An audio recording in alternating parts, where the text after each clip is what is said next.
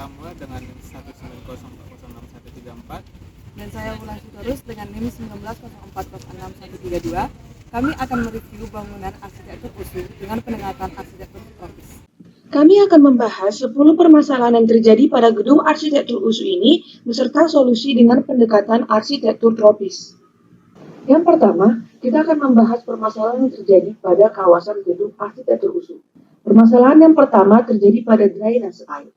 Pada halaman beserta area parkir kendaraan, tidak terdapat saluran pembuangan air, di mana ketika hujan, beberapa titik akan terdapat genangan air, sehingga saat hujan reda, area ini tidak nyaman untuk dilewati oleh pengendara maupun pejalan kaki. Mengatasi hal tersebut, maka solusi yang dapat kita lakukan adalah mengganti material area parkir yang semula paving block menjadi grass block untuk menambah area resapan air. Grass block bisa menjadi jalur berjalan bermaterial keras untuk menghindari genangan air.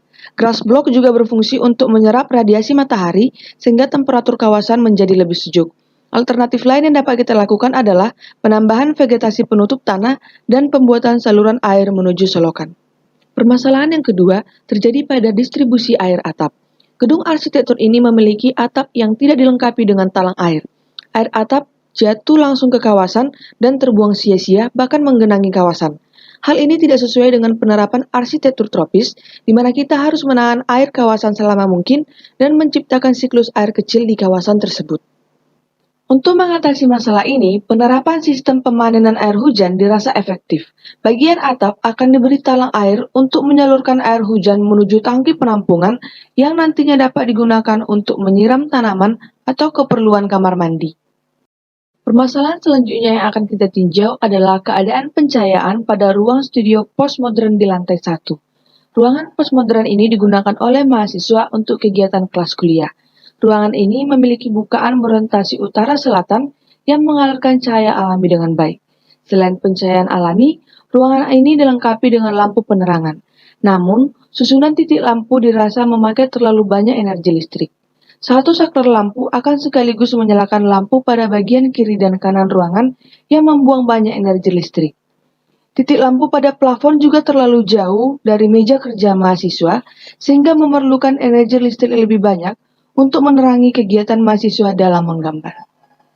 Berdasarkan permasalahan tersebut, solusi yang dapat kita lakukan yakni yang pertama, penyusunan kembali titik lampu dengan susunan zigzag yang akan mengurangi jumlah titik lampu namun tetap memenuhi kebutuhan pencahayaan ruangan serta menghemat energi. Solusi kedua adalah penerapan sistem lampu gantung yang lebih dekat dengan meja gambar sehingga mengurangi besar watt lampu dan mengurangi penggunaan energi listrik. Ruangan selanjutnya adalah koridor. Koridor ini diapit oleh studio postmodern dan ruang kerja dosen. Kedua sisi koridor ini dibangun dengan material beton yang masif, mengakibatkan area koridor ini menjadi gelap pada pagi hingga sore hari dan memerlukan bantuan pencahayaan buatan yang tentunya memerlukan energi listrik yang banyak. Melihat masalah tersebut, koridor ini memerlukan sedikit perbaikan yakni penggantian material dinding beton masif menjadi material kaca yang dapat menyalurkan cahaya alami langsung dari studio postmodern menuju koridor. Namun, untuk menjaga konsentrasi dari pengguna studio, ada beberapa pilihan kaca yang dianjurkan yakni translucent glass, frosted glass, maupun kaca yang dipasang dengan stiker pada beberapa bagian sisinya. Selanjutnya, pada bagian barat gedung arsitektur terdapat gudang barang lantai 1. Gudang ini berpapasan langsung dengan ruang luar. Dinding ruangan ini terbangun dari material ruster yang mengalirkan cahaya serta aliran udara alami. Namun material ini dirasa kurang cocok untuk areal gudang yang diharapkan terhindar dari kelembapan, air hujan serta debu. Untuk menjaga ketahanan barang, di mana kawasan tropis termasuk wilayah dengan kelembapan tinggi, curah hujan tinggi, serta berdebu. Maka solusi yang dapat kita lakukan adalah penggantian sebagian dinding ruster menjadi dinding beton masif.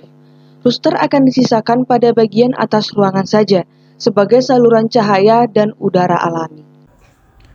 Pada kamar mandi, pencahayaan cukup menyinari bangunan. Namun, aroma pada ruangan ini kurang nyaman. Solusinya adalah penggunaan exhaust fan agar aroma dapat keluar sehingga ruangan menjadi harum dan segar. Solusi berikutnya adalah penggabungan toilet dengan wastafel sehingga ketika mencuci tangan, air yang digunakan dapat dipakai lagi untuk membuang air besar atau kecil. Dengan ini dapat menghemat penggunaan air. Pada studi 2019, cahaya yang masuk ke dalam sangat minim, menyebabkan ruang tersebut gelap. Pada pagi hari, memerlukan lampu sebagai penerang. Hal ini dapat menghabiskan energi yang banyak. Solusi yang dilakukan yaitu mendesain kembali bukaan pada bagian depan gedung. Untuk mengatasi radiasi matahari, bukaan ditambah dengan skin fasad, sehingga menciptakan ruang yang dingin. Pada studi 20, tidak terdapat kenyamanan termal pada siang dan sore hari. Ruang tersebut panas dan kurang nyaman saat digunakan. Pada studio ini terdapat cross ventilation, namun pada bukaan bagian barat tidak dilengkapi dengan second skin. Solusi pertama yaitu penggunaan second skin fasad pada bukaan sehingga dapat mengurangi radiasi pada sore hari. Solusi berikutnya adalah penempatan titik lampu dengan metode zigzag sehingga pencahayaan merata ke seluruh ruangan namun tetap memenuhi kebutuhan cahaya serta hemat energi. Sama pada studi 20, studi 21 tidak terdapat kenyamanan termal. Ruang tersebut panas dan kurang nyaman saat digunakan. Solusi pertama yaitu penggunaan second skin fasad sehingga dapat mengurangi radiasi pada sore hari. Solusi berikutnya adalah penempatan titik lampu dengan metode zigzag sehingga pencahayaan merata ke seluruh ruangan serta menghemat energi. Yang terakhir adalah ruang kelas teknik lingkungan lantai 2. Ruangan ini dilengkapi AC sebagai pendingin aktif. Namun terdapat kerusakan pada bukaan dan tidak terdapatnya pintu ruang, sehingga energi AC yang digunakan lebih besar atau AC tidak mampu mendinginkan ruangan. Solusi yang perlu diperhatikan adalah yaitu perbaikan pada bukaan dan pintu gedung. Bukaan dirancang lebih kecil agar kinerja AC dapat berkurang. Itulah permasalahan dan solusi yang ada di gedung arsitektur USU. Semoga bermanfaat.